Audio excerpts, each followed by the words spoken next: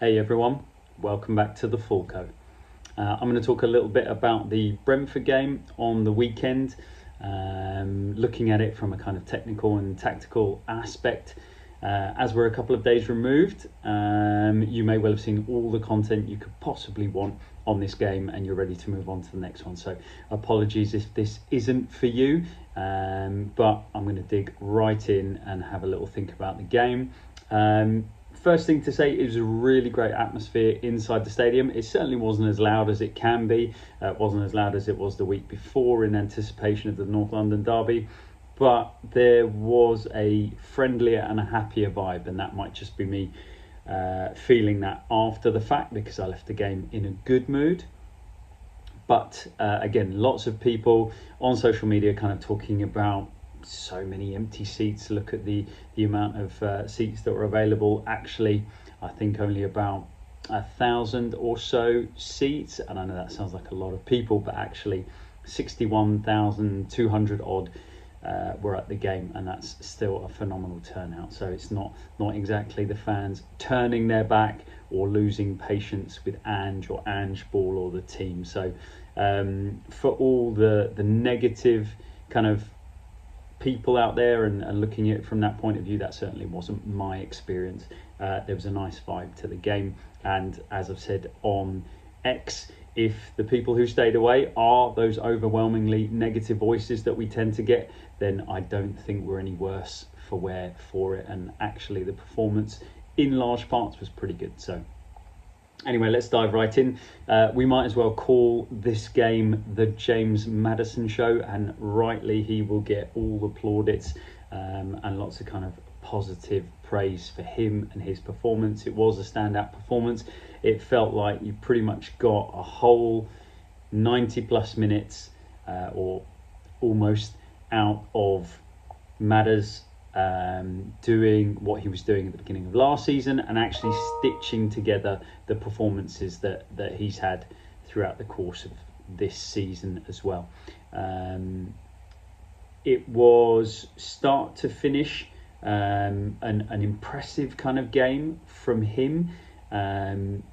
What was really pleasing to see was the physical aspect of his game, which I certainly don't think he's known for. So if we take the way that the goals unfolded and some of the key chance creations, it's either Maddison intercepting the ball, getting in and making a difference from a defensive aspect, or it was him taking possession of the football, and this is something I was talking about before, being braver, getting into those midfield areas and not just out in the wide areas, getting in those central midfield areas and driving with the ball. I was actually really surprised. Brentford are a fantastic team when it comes to tactical fouling, but they just couldn't seem to live with him. He was taking the ball, he was rolling and riding challenges from opposition players. They weren't putting him on the floor, and he was getting away with his technique and with his ability, and that was fantastic to see. There were lots of examples of it, but again, he is the one that was leading the press for the first goal. He gets in and kind of nicks the ball from played into the kind of almost inverted fullback position. Madders reads it, he goes early, he gets in on the goal side of the Brentford player, drives into the box, drives past the centre half into the box. Okay, he was off balance, not the best finish in the world, but it fell to Solanke, and he taps it in for his first goal. Great to get Solanke off the score sheet, or onto the score sheet, I should say. But again, all down to Maddison's press, Maddison's drive, and then getting a bit of luck at the end of it, which I think we deserved. 2-1, again, the situation was Maddison has read the ball deep in his own half. He's got across the line of the pass because he's gone early. He's picked up the ball. He's played a nice little round the corner with the outside of the boot. Son plays a lovely left-footed pass, and honestly, don't underestimate the quality of that ball with his left foot. He's so ambidextrous, it's not even true. Right into Johnson's path in a way that Johnson can take it in stride off the first touch. He drives in to the corner of the box And again, another bit not to underestimate. Johnson offers the centre half a little stutter step, a little fade that gets the defender to kind of cross his legs to try and stop the ball from going through his legs. That little hole gives him that fraction of space to actually get the shot away. So when the centre half throws himself to try and slide and get a block on it, he can't get to that ball. So really, really nicely done. That's exactly what we want to see from him. And he puts it right into the side netting, so it's a great finish. Again, all down to Maddison reading it. He nicks it, he plays the pass, and actually provides an option out on the left. So again, full credit to him and credit to Johnson for an excellent finish. For those of us who want to get behind players and we want to support our players, we are delighted for Bren. That's another game within the week. It's another goal, and it's another little building block to his confidence. There were still moments in the game where Johnson could have done better. There were still moments where there was one shot earlier on which just flashed past the second post. Again, a bit of a sighter, and that's absolutely fine. And there was one where in the second half where I wasn't really sure whether he was striking on goal or whether he was trying to play it into the far post. And he kind of whipped it instep style across the box, and it became neither.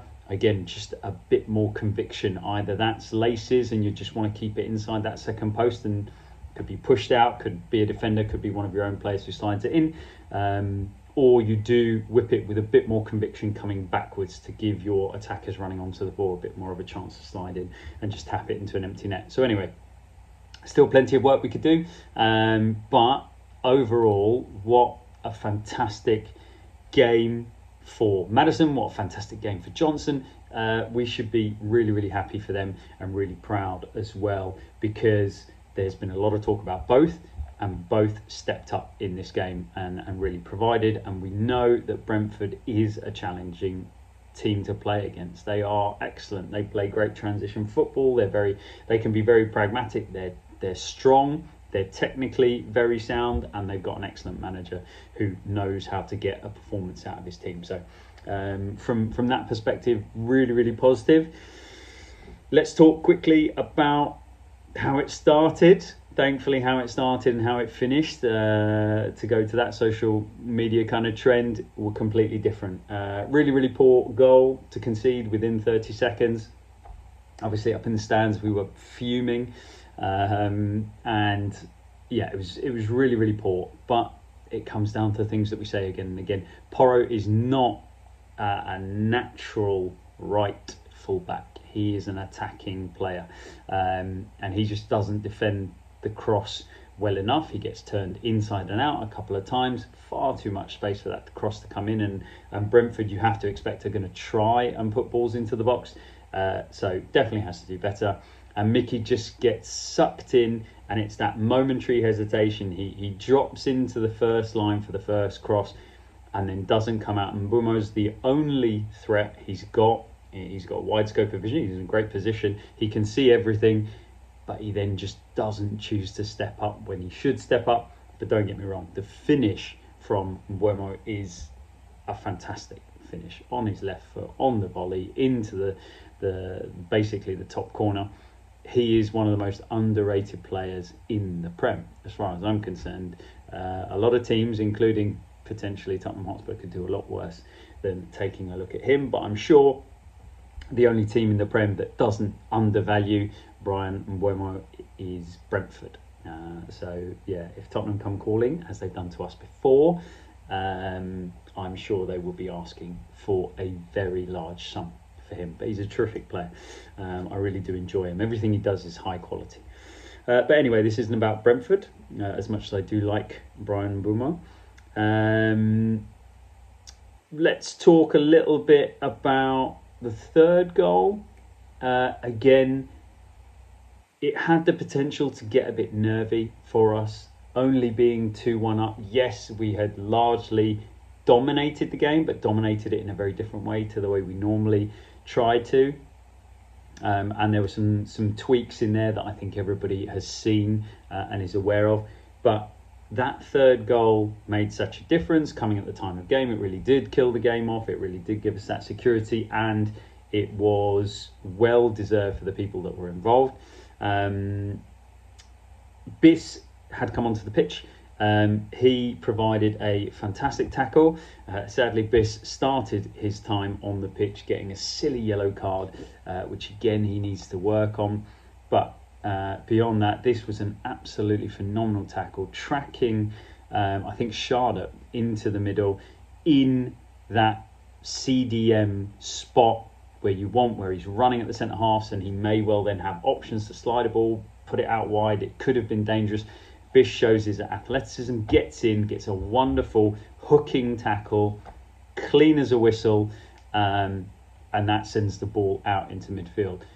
Even better than that, Kuti decides to go on one of his steaming runs up the pitch. Absolutely fine. I would have liked perhaps Sarr to actually take control of that situation, but what Romero does is he comes out and he does something with quality, and he plays a lovely ball round the Brentford midfielder into the pocket of space, which allows Son to run onto it. Son runs onto it, and even after all the running he's done, he's still got the legs to get up there. He's got the awareness. He takes a little look to his left, spots Madders, and then manages to play the ball through the defender's legs into Maddison. Maddison's first touch is wonderful. Taking the ball on the outside of his right foot in that position with the ball swinging across him is a really, really hard skill. You would know that most people would want to take it on their stronger foot, but actually at the way that's coming and the pace it's coming and the importance of the situation, the pressure, you'd probably want to just put your left side foot on it just to get a good contact out in front of you. He doesn't. It's a feather touch with the outside of his right, beautifully rolls just across his body into his path, so it's away from the defender who's coming in on his right shoulder, and then the keeper comes out, commits, puts himself on the floor, and Maddison with a lovely finish. From where I sit or stand, looking down on that, it looked high. I was worried. I think Maddison was worried. I think everyone in the stadium was worried, but it dipped under the bar and into the net. It was a beautiful finish, beautiful take, beautiful finish, capped off a fantastic game for Maddison, and thoroughly deserved. And as I've said on X, really great to see the leadership group of the team involved in a goal like that. Biss, who's been asked to be a leader, with a great challenge. Romero striding out and doing things with quality into Son, another vice-captain who plays a great ball for Maddison. Son being captain into Maddison, another vice-captain who caps it off with a lovely finish. This is the kind of thing you need. If we're going to have this young team and this young squad, we really do need these players to step up and take leadership in big moments. This was a big moment. If we miss that, you could see Brentford getting a second wind and trying to generate a set piece or a counter in those last couple of minutes to try and get a draw. So delighted with that, and yeah, three good goals, and that sent us all home happy.